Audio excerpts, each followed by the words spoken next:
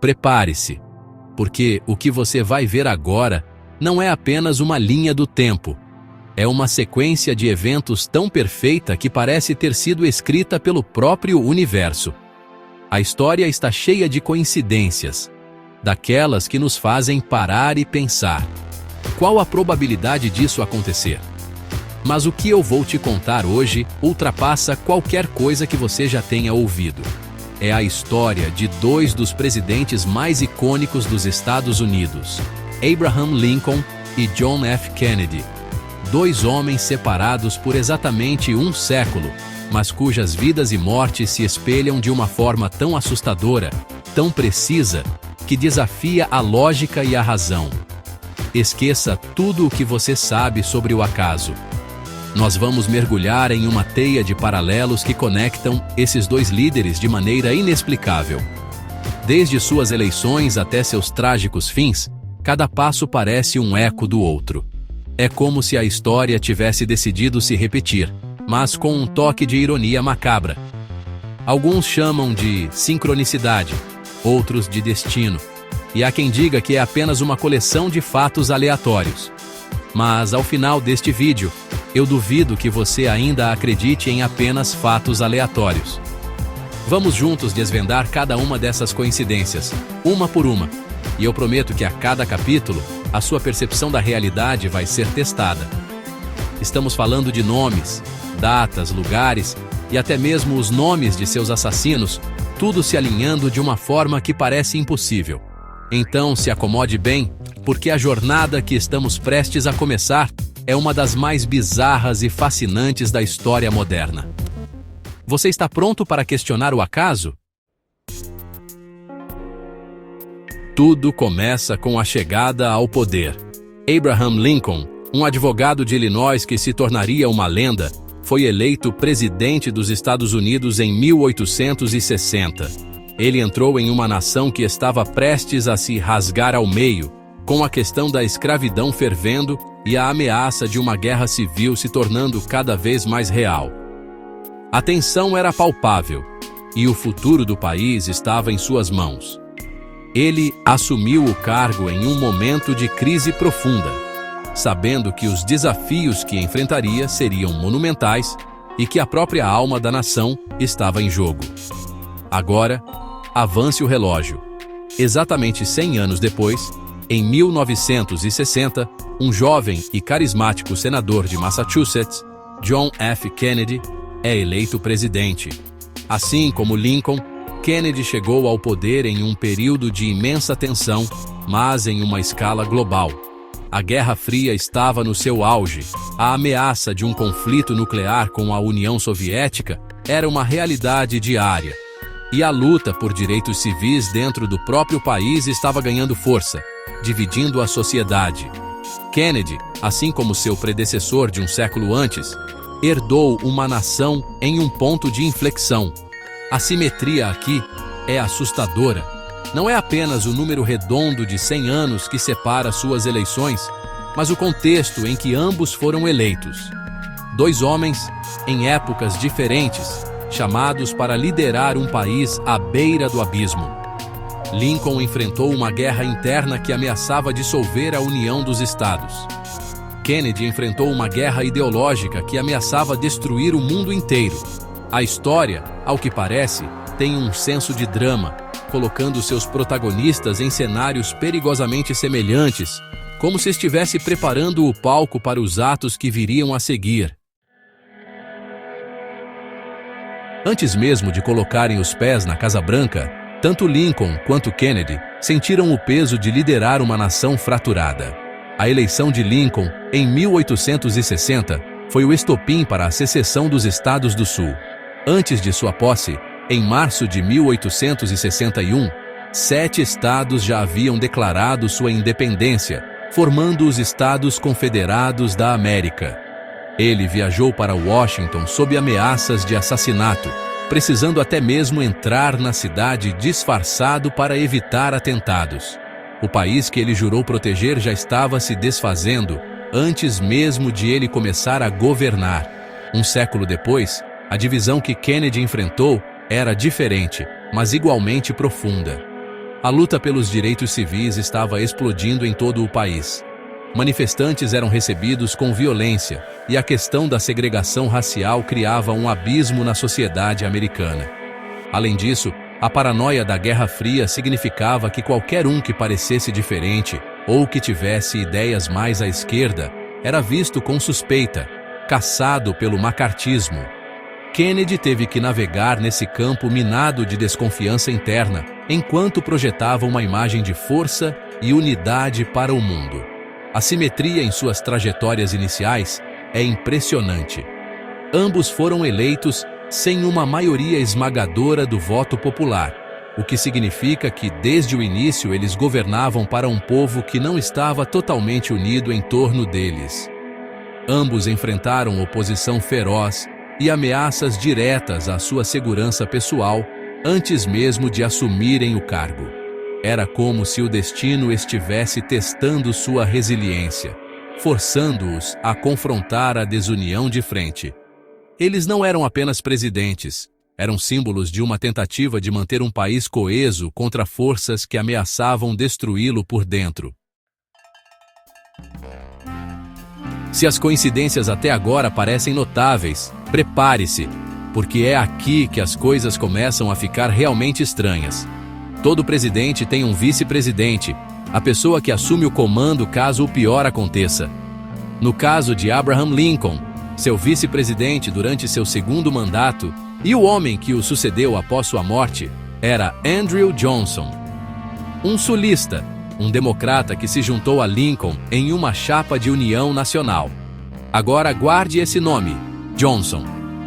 100 anos depois, o vice-presidente de John F. Kennedy, o homem que fez o juramento de posse a bordo de Força Aérea. Horas após o assassinato em Dallas, era Lyndon B. Johnson. Sim, outro Johnson, um sulista, um democrata poderoso do Texas que, assim como o Andrew Johnson de Lincoln, tinha uma relação política complexa com o presidente que servia. A coincidência de ambos os sucessores terem o mesmo sobrenome já é suficiente para levantar uma sobrancelha. Mas a história não para por aí. Vamos olhar para as datas de nascimento. Andrew Johnson, o sucessor de Lincoln, nasceu em 1808. Agora, peguem suas calculadoras mentais. Lyndon B. Johnson, o sucessor de Kennedy, nasceu em 1908.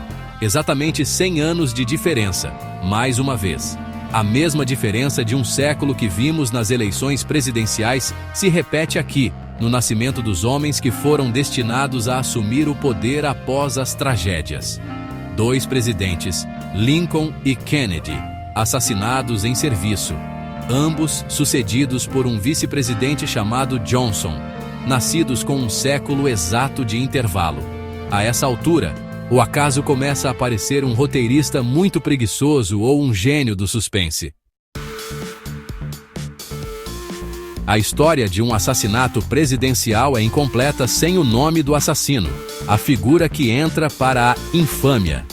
O homem que tirou a vida de Abraham Lincoln foi John Wilkes Booth, um ator famoso na época, simpatizante da causa confederada. Ele era uma figura conhecida, cujo rosto estampava cartazes de peças de teatro por todo o país. Seu nome completo, John Wilkes Booth, se tornaria sinônimo de traição e tragédia. Agora, vamos analisar esse nome com cuidado. 100 anos depois, o homem acusado de assassinar John F. Kennedy foi Lee Harvey Oswald, um ex-fuzileiro naval com uma história de vida conturbada e simpatias comunistas. Uma figura obscura que saltou das sombras para o centro do maior trauma da história americana moderna. Seu nome completo, Lee Harvey Oswald, ecoaria por décadas em teorias da conspiração e investigações intermináveis. Assim como Booth, ele se tornou um dos nomes mais odiados e misteriosos do século XX. É aqui que a numerologia entra em cena de uma forma arrepiante. Contem as letras nos nomes completos dos 2 assassinos. John Wilkes Booth, 15 letras. Agora, Lee Harvey Oswald, 15 letras. Não só isso, ambos são conhecidos na história por seus 3 nomes, uma prática não tão comum, mas que se tornou padrão ao se referir a eles. E para adicionar mais uma camada a esse bolo bizarro de coincidências, vamos às datas de nascimento. John Wilkes Booth nasceu em 1838 e Lee Harvey Oswald nasceu em 1939. Se você arredondar, são praticamente 100 anos de diferença mais uma vez. A simetria entre os heróis e os vilões dessa história é simplesmente inacreditável. Um assassinato de um líder mundial exige justiça. O público clama por respostas, por um julgamento que traga um fechamento e puna o culpado de forma exemplar. No caso do assassinato de Lincoln, a nação esperava ver John Wilkes Booth no banco dos réus, para que ele explicasse seus motivos e enfrentasse as consequências de seu ato hediondo. No entanto, a história reservava um final diferente. Booth não foi capturado vivo para ser julgado. Ele estava em fuga. A caçada a John Wilkes Booth foi uma das maiores da história americana. 12 dias após o assassinato, ele foi encontrado por soldados da União, escondido em um celeiro na Virgínia. O celeiro foi cercado e incendiado para forçá-lo a sair. Em meio ao caos, um tiro foi disparado. Contra as ordens de seus superiores, um sargento atirou em Booth, atingindo-o no pescoço. Ele foi arrastado para fora do celeiro em chamas e morreu poucas horas depois. Suas últimas palavras foram: "Inútil, inútil." A justiça, como o povo esperava, nunca aconteceu. Seus segredos e motivações morreram com ele. Avancemos para 1963. Lee Harvey Oswald foi preso menos de 2 horas após o assassinato de Kennedy. O mundo assistiu, esperando o julgamento que revelaria a verdade por trás do crime. Mas, assim como Booth, Oswald nunca chegou a um tribunal. 2 dias após sua prisão, enquanto era transferido da sede da polícia de Dallas para a prisão do condado, em uma cena transmitida ao vivo pela televisão para milhões de pessoas, um homem chamado Jack Ruby saiu da multidão e atirou em Oswald a queima-roupa. Oswald morreu pouco depois no mesmo hospital, onde Kennedy havia sido declarado morto.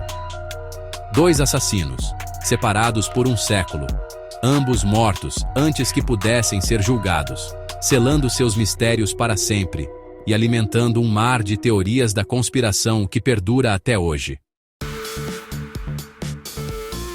Os locais onde as tragédias acontecem se tornam sagrados e amaldiçoados ao mesmo tempo. Eles são para sempre marcados pelo evento que testemunharam. Na noite de 14 de abril de 1865, Abraham Lincoln e sua esposa, Mary Todd, estavam assistindo a uma peça de comédia chamada Our American Cousin. O local? Um dos teatros mais populares de Washington, D.C., o Ford's Theater. O nome Ford estava, a partir daquele momento, indelevelmente ligado a um dos momentos mais sombrios da história americana.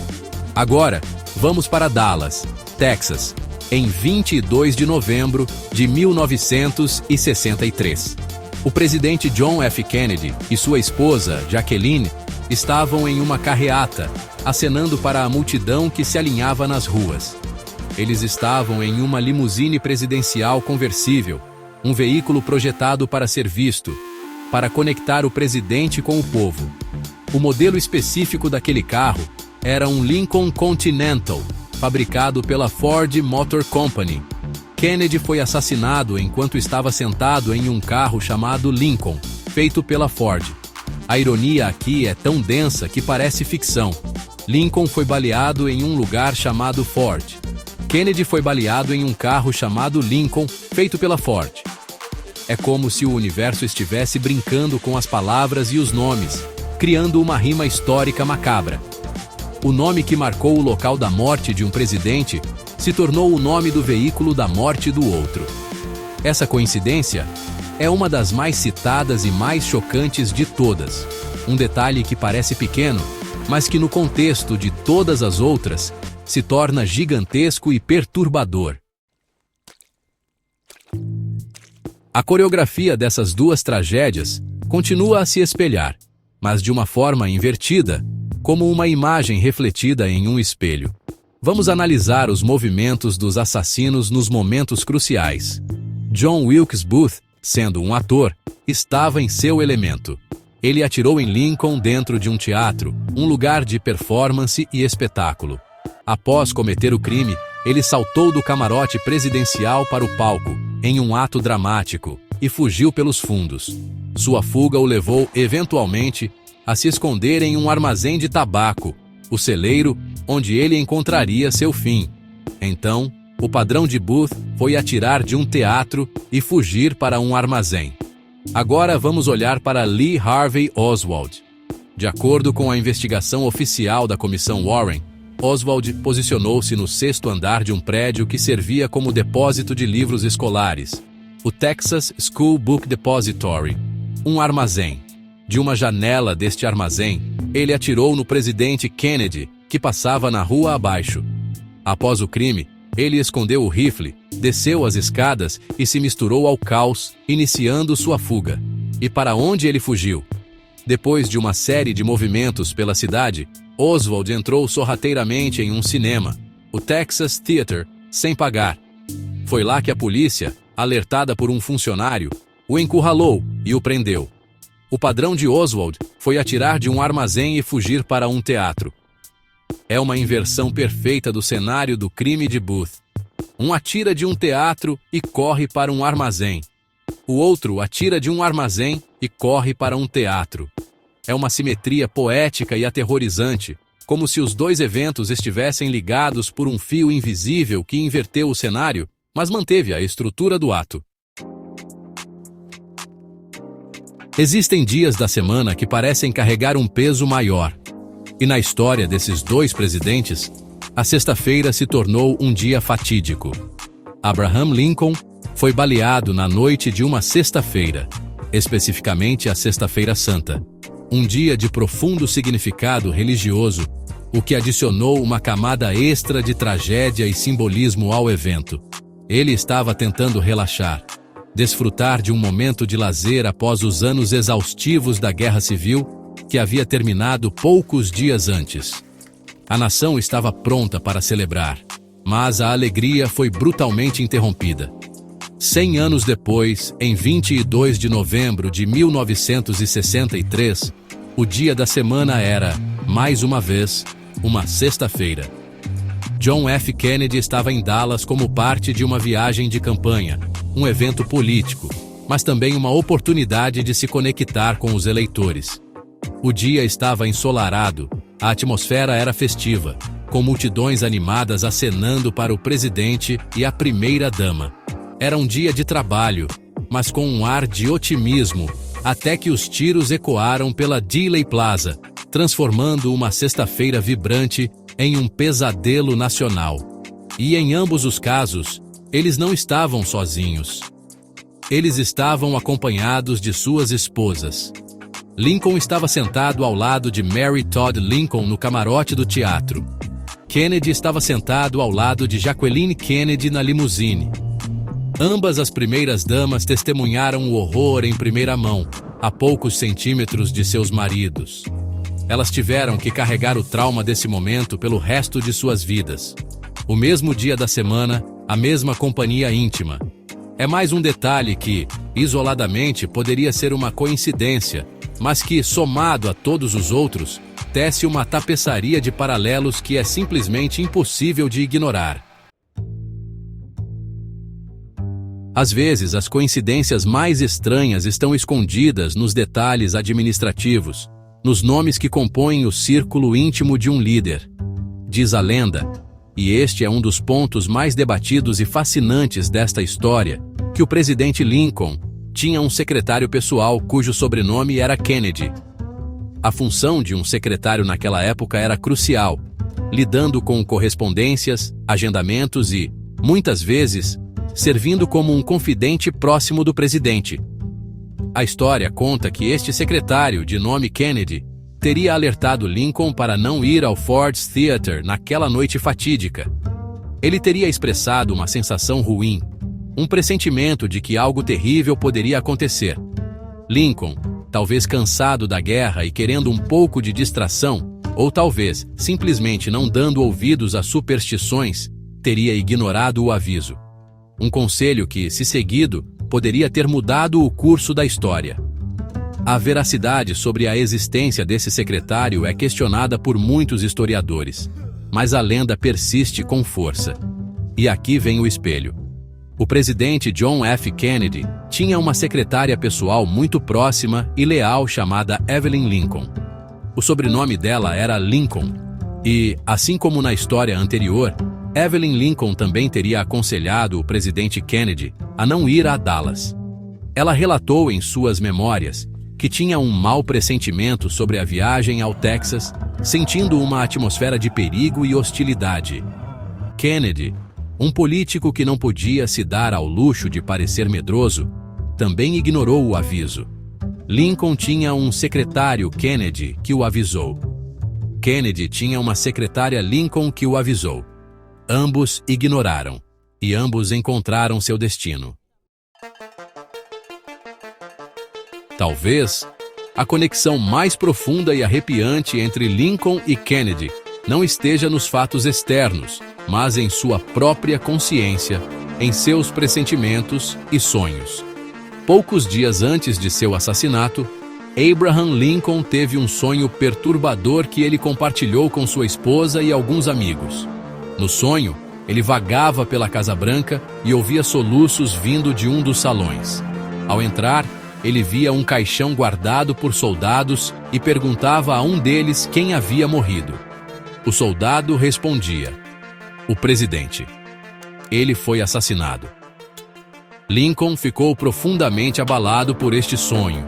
Ele, que era um homem racional, mas também espiritual, sentiu o peso daquela visão. Não era a primeira vez que ele tinha pressentimentos sobre sua própria morte. Durante a guerra, ele havia recebido inúmeras ameaças e sabia que era um alvo.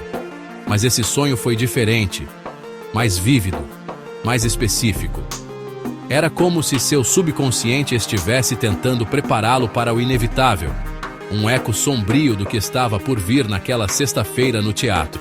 100 anos depois, John F. Kennedy também expressou pensamentos sombrios na manhã de sua morte. Durante o café da manhã em Fort Worth, antes de voar para Dallas, ele comentou sobre um anúncio de jornal hostil que o chamava de traidor.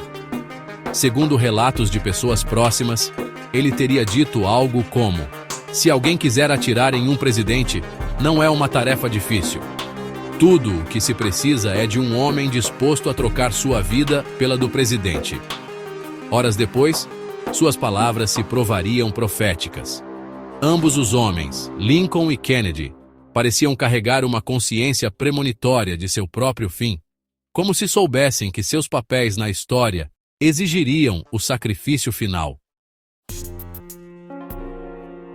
100 anos de diferença, mas um mesmo final.